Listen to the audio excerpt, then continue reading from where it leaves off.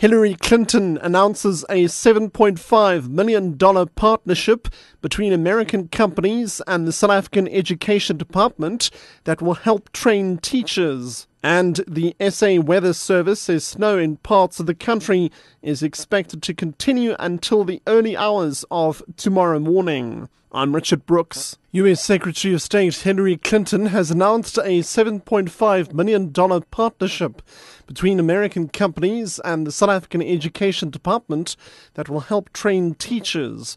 She made the announcement during a media conference in Pretoria. Clinton says the School Capacity Innovation Program will provide critical training to local teachers. She says they realize that education systems are the cornerstone of growing the economy. I'm also announcing today a $500,000 Opportunity Grants Program, which will help talented South African students who need financial assistance to study in the United States by covering visa, testing and application fees, as well as international travel. Political analysts have warned that the ongoing leadership squabbles in the ANC will cost the ruling party a significant portion of voters and membership in the months leading up to the next general election in 2014.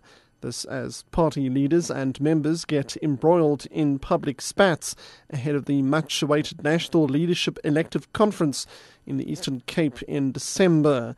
Here's political analyst Professor Lesibe Tefo. It is very unfortunate because that province also contributed immensely political capital that brought South Africa where it is. And some of them are still alive. And I can imagine how it pains them. For me, arguably, that is the Western province, because it's even worse than Limpopo. While it was an incubator of the leadership of the ruling party and of the nation, today is the West run, the West governed, and if anything, is known for poor service delivery and political infighting. Surely, it cannot be something that Mandela had hoped for. The South African Weather Service says snow in parts of the country is expected to continue until the early hours of tomorrow morning. It says today is possibly the first recorded time that snow is falling in all 9 provinces on the same day. This as a cold front brings extreme weather conditions to many parts of the country. Several mountain passes and roads have been closed in the Eastern Cape due to heavy snowfall. Residents of inland provinces, including Gauteng, will be shivering for the next day or two as some maximum temperatures are expected to rise to 10 degrees or less in many places.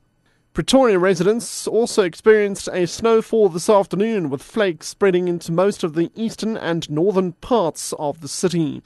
Senior forecaster at the South African Weather Service, Jan Vermeulen, says it's very unusual for snow to fall in the area. Some areas in Rustenburg in the northwest and Bella Bella in Limpopo also experienced snowfall.